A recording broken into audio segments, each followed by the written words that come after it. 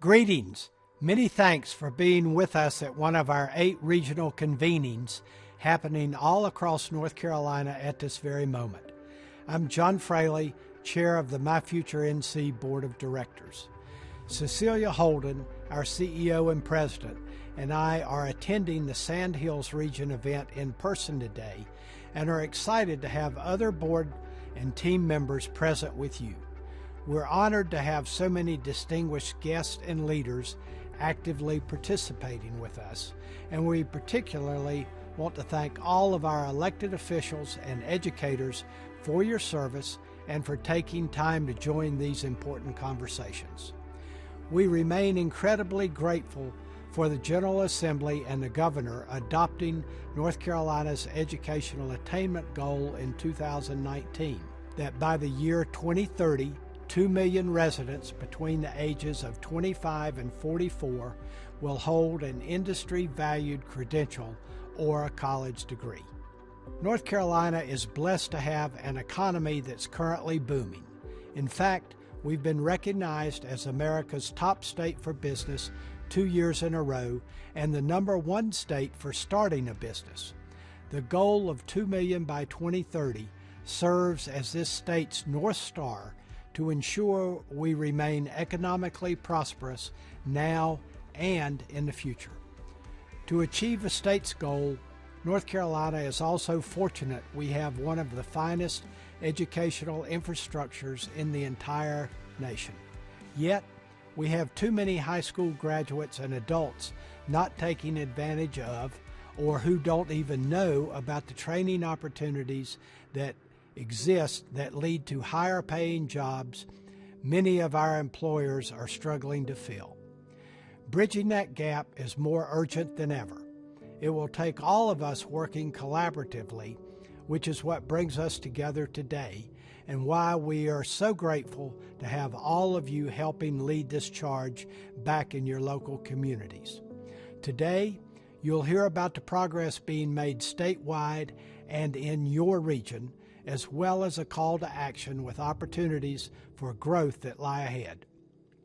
Thank you again for joining us, and we look forward to your participation and updates from today's conversations.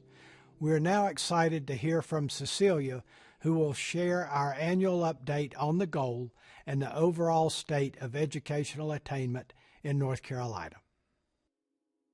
Thank you, Chair Fraley. Thanks to the community college presidents who are hosting us in each of our 8 locations today, to the myFutureNC board members and commissioners, our staff, and our generous funders for your part in making this possible. And finally, thanks to all of you for your leadership in your region and our state to move us towards the goal. I'm Cecilia Holden, President and CEO of myFutureNC, and it's my pleasure to now share an update on North Carolina's State of Educational Attainment. As John said, our shared vision is to ensure that all of North Carolina's employers have the skilled workforce that they need to succeed. This means having more individuals with the right level of education and training that equip them for greater opportunities and economic prosperity. This might be a non-degree credential or a college degree, but whatever our employers' requirements, we want to see skilled North Carolinians filling North Carolina jobs. This requires leadership and an aligned education-to-workforce system that meets the needs of our ever-changing economy. myFutureNC is one of the only state-commissioned organizations in the entire country that works across the education-to-workforce continuum to help advance attainment.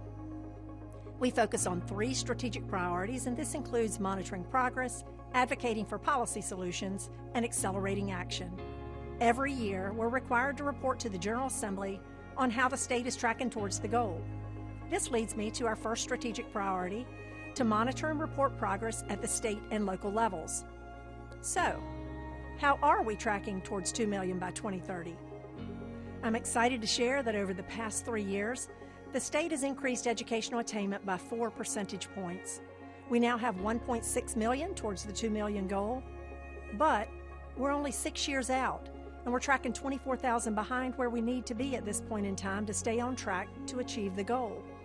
If the state doesn't do anything differently, we're projected to fall short by 71,000 individuals with degrees and credentials to fill the jobs by the year 2030.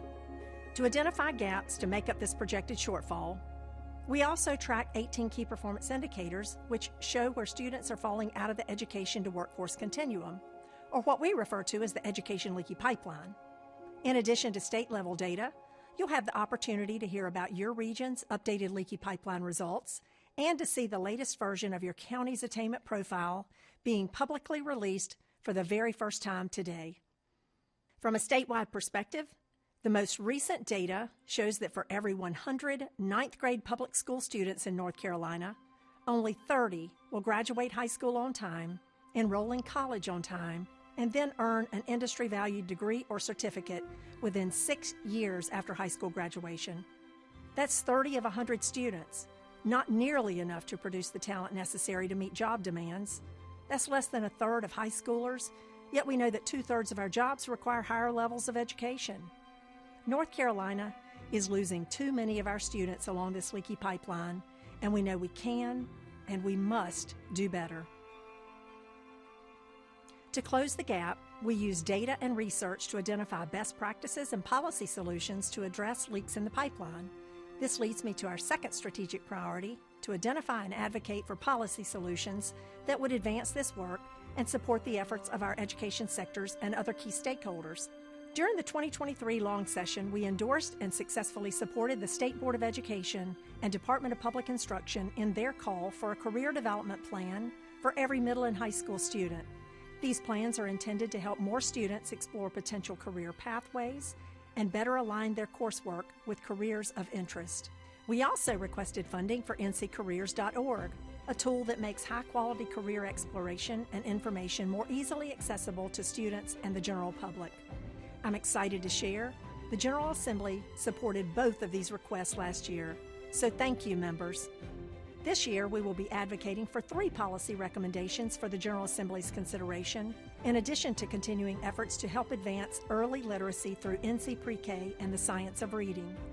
First, we will advocate for additional emergency assistance funds to help students persist to completion of their college degree. Next, we will continue our advocacy for funding for NC workforce credentials to boost enrollment through financial aid for students pursuing industry-valued credentials, including the trades. These are critical to our workforce, but unfortunately, federal and state aid can't be used to cover non-degree credentials, making it unaffordable for many of our students. Our third policy recommendation includes funding to support local and regional collaboratives to pursue innovative approaches that can increase attainment all across the state. To close the gap and to ensure all of North Carolina's counties are thriving, more action is required. The good news is, there is a path forward. This leads to our third and final strategic priority, which is to accelerate action by connecting and convening stakeholders all across the state to identify challenges, share solutions, and to advance promising practices. There are several promising practices already underway all across the state, including those working to attract more adults to the classroom, which is essential to meeting the goal. For example, we're pleased to join initiatives like NC Reconnect, being led by the John M. Belk Endowment, in partnership with NC State's Belk Center, the Community College System, and our local community colleges. We're also excited to join alongside UNC System's Project Kitty Hawk and other efforts through our independent colleges and universities and workforce development boards. All of these partners are actively working to increase adult enrollment and completion. Although individuals younger than 18 today won't count towards the 2030 goal, it's important we remain laser-focused on all students in order to meet the workforce demands beyond 2030 as well. Another best practice is to increase FAFSA completions, or the Free Application for Federal Student Aid. Completing the FAFSA is the single most important step in access to financial aid, and it's a leading indicator of college enrollment. To help more high school graduates and adults have access to an affordable college opportunity, we must work together to increase FAFSA completions. We're excited to support the North Carolina State Education Assistance Authority, their many partners, high school leaders, and counselors in communicating and encouraging completion of the new FAFSA. We also want to work with each of you to publicize the newly released Next NC Consolidated Scholarship Program. Thanks to the General Assembly and the North Carolina State Education Assistance Authority for helping make this possible. And in many cases, these funds make college tuition free for thousands of North Carolinians. While the goal is state-led, We know the work must happen at the grassroots level and be locally owned and driven. That's why we're all coming together today, to understand the state of educational attainment in our local communities, to review local goals, and to discuss vital next steps. Every county has a recommended local goal, and if each of our 100 counties meets or exceeds this local goal, then ultimately this adds up to the statewide goal of 2 million by 2030. The state will not achieve our goal, but for each of you and our entire education to workforce continuum working together to ensure that one by one, every K-12 student and every adult in North Carolina is prepared for the jobs of today and tomorrow.